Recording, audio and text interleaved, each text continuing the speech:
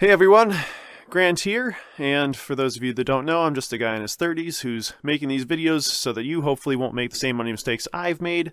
And today we're going to be talking a little bit about inflation. It's something that I think a lot of people experience but don't necessarily know a lot about, so hopefully going over it in a little bit more depth will give people a little bit better insight as to what to kind of look out for. And honestly, I don't think knowing about it will necessarily prevent it unless, the people who are getting educated by this kind of video or having this kind of information available will, put them into positions of power to impact that kind of change. But, who knows? Maybe that is something that one of you has up your sleeve in the years to come. So either way, let's just go ahead and dive right into it.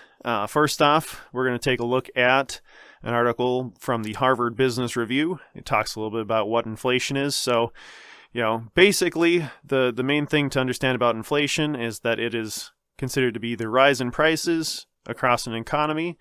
And as I'm sure everybody's kind of witnessed in the years since COVID, we've had big price increases. During 2020, I would say there weren't quite as many increases in price because some things went up because there was a lot of demand for it. Things like hand sanitizer, face masks, toilet paper. Those things saw increases in prices because there was an immediate demand for it.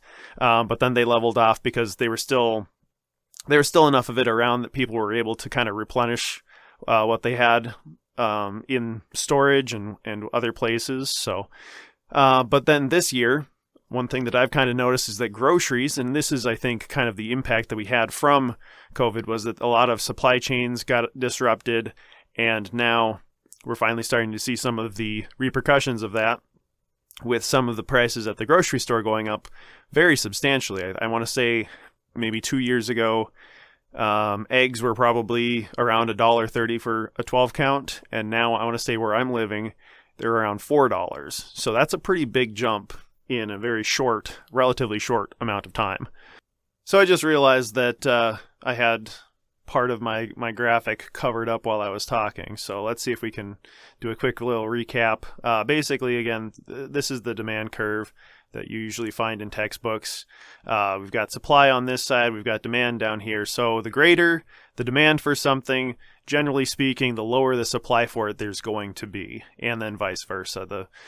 The lower the demand there is for something, chances are the higher the supply there will be. So for a pretty basic example, look at labor.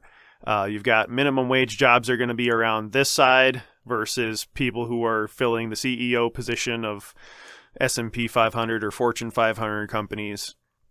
And the reason why they're juxtaposed like that is because there's millions of people that are going to be working these minimum wage jobs or close to it, versus, people who are running the companies. There's not a lot of people that can handle that level of stress and are capable of making, relatively speaking, good choices when it comes to kind of the level of impact that those kinds of jobs would have. So that's the reason why you're going to see, pretty high compensation for somebody filling one of those roles. So anyway, getting back to topic of inflation, again, it's driven by demand relative to supply. We kind of outlined that right here. And then a few different things that can happen that will kind of impact inflation. All right, major disruptions. So we kind of already touched on supply shocks. Again, that would be kind of like, something like the pandemic, where one event happens, it triggers sort of this chain of events, sort of a chain reaction that will cause different things to happen, specifically leading to an increase in prices. This portion touches a little bit about sort of how the money supply itself can kind of adjust inflation. So again, as we've seen over time, the supply of money has actually gone up. But that doesn't affect the demand for something. Usually the demand will stay the same, relatively speaking, but what you get is sort of this shift. So here's something that I think is pretty important when it comes to understanding inflation as a concept, is that central banks kind of have their finger on how to impact the course of events that's going to lead to inflation. So people kind of expect inflation to be just sort of a natural thing that happens. And, there's different variables that kind of play into it. But one of them is the central bank's use of interest rates. So this would be basically the rates that they pay the people who bank with them in order to keep their money there. Things like the savings accounts, money market accounts, certificates of deposit. They'll kind of adjust those rates to basically get deposits, but also to get money into the institution in order for them to lend out, because they need to have a certain amount of deposits on hand in order to have all of these different loans that they lend out to people. And that's one way of controlling that. Kind of an interesting thing that happened recently. You saw kind of a change in the interest rates for banks. Typically, what it is, when you're looking at interest rates. So typically, when you look at what banks are willing to pay people to invest their money there, you're looking at the longer the amount of time it stays there, the higher the interest rate, because you're basically saying, hey, I'm going to give up my access to this money for this amount of time. I'm expecting you to pay me better because you're holding on to it for a longer amount of time. And with how recent events were going on, there's a lot of uncertainty in the market, and what that did is it caused the what they called the yield curve to invert itself. So the longer the bank was going to hold on to the money, the lower they were actually going to pay. But the shorter amount of time, a year or less, they were actually willing to pay pretty substantial amounts. And I think you saw this, even the federal government, some of their bonds that investors could take out were paying, I want to say, close to 9%, possibly higher.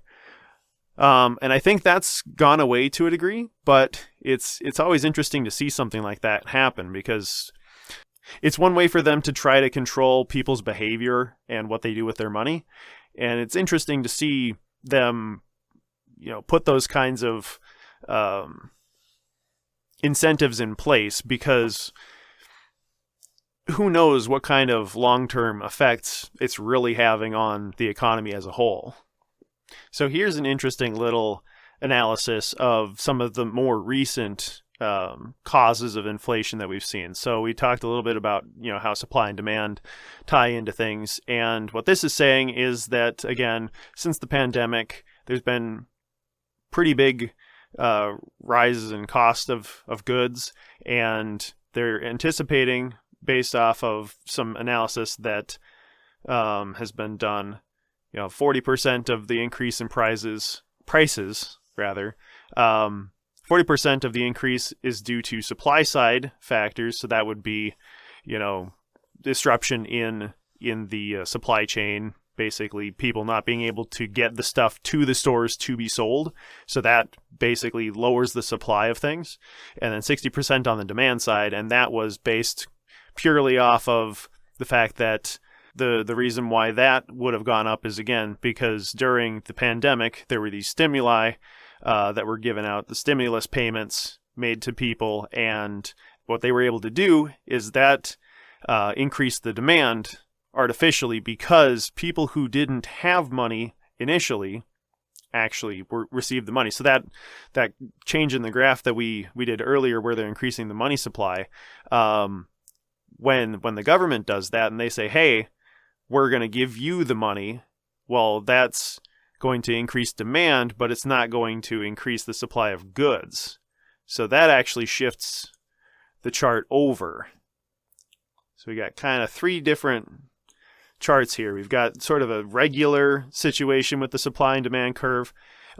We've got basically an increase in the money supply, but not giving it to people. That will shift the curve up, because there's more money, things are going to cost more, but people won't be able to afford them. So again, that keeps the price higher.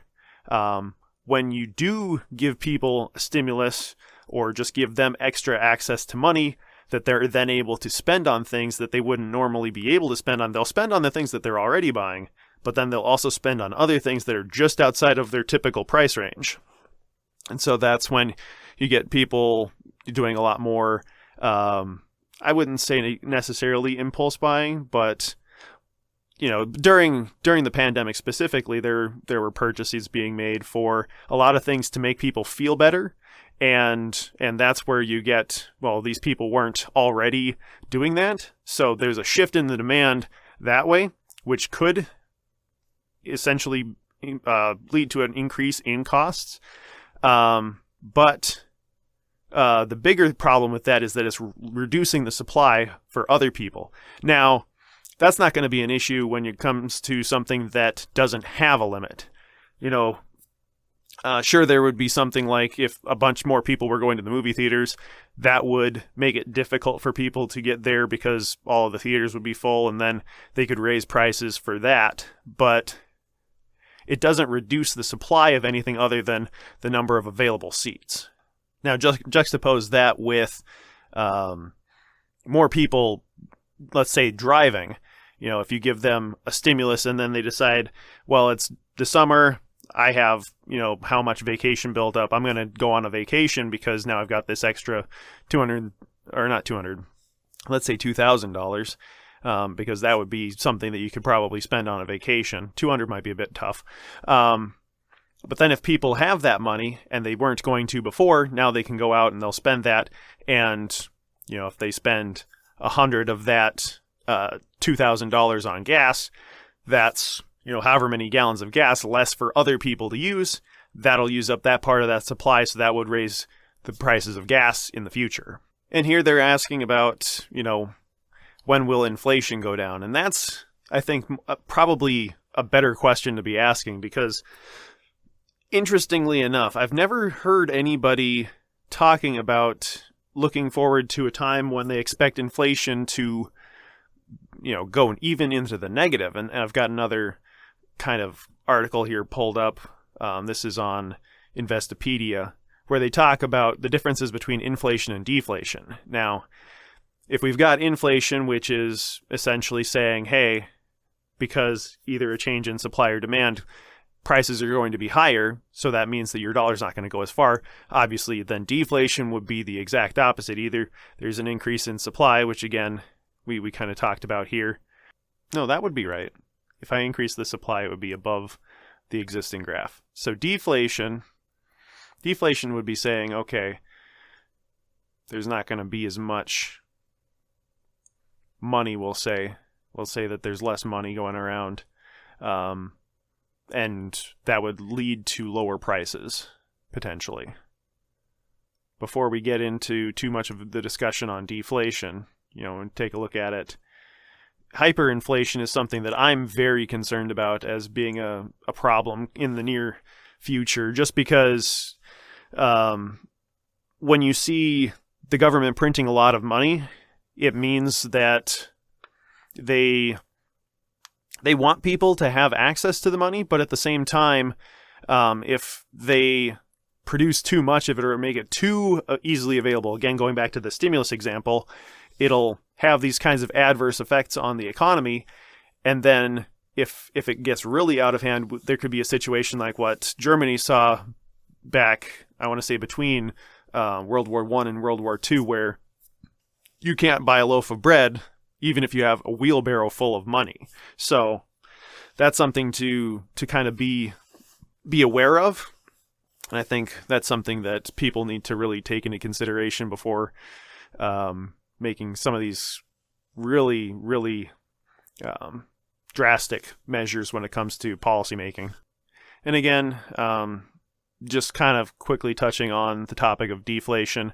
Essentially what it is, again, is saying, hey, there's not going to be as much demand for things. So, essentially with lower demand, you're going to end up shifting this guy over this way.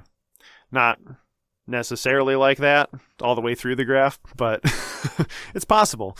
Now, the real question in my mind would be, would we be able to get to I guess, a time when we don't necessarily have to be looking at, especially consumer goods, constantly going up? Because, you know, when you look at the consumer price index, it seems like every year well, not every year, but at least 9 out of every 10 years in the past 7 or 8 decades, prices of everything have gone up. And ultimately, I think it'd be really interesting to see if we could get to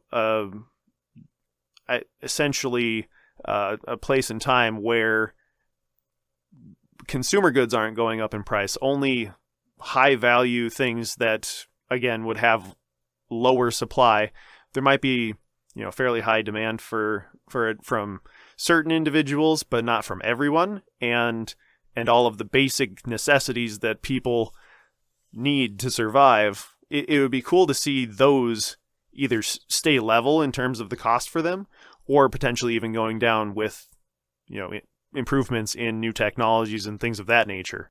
Hopefully this crash course into inflation and deflation has been helpful to you.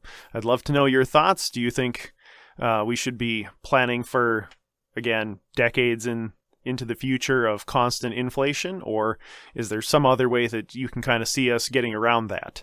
While you're at it and leaving comments on that, feel free to let me know about any other topics you'd like me to discuss. And with that, just want to say thank you guys for watching this video. I appreciate you, I care about you, and I'll see you in the next video.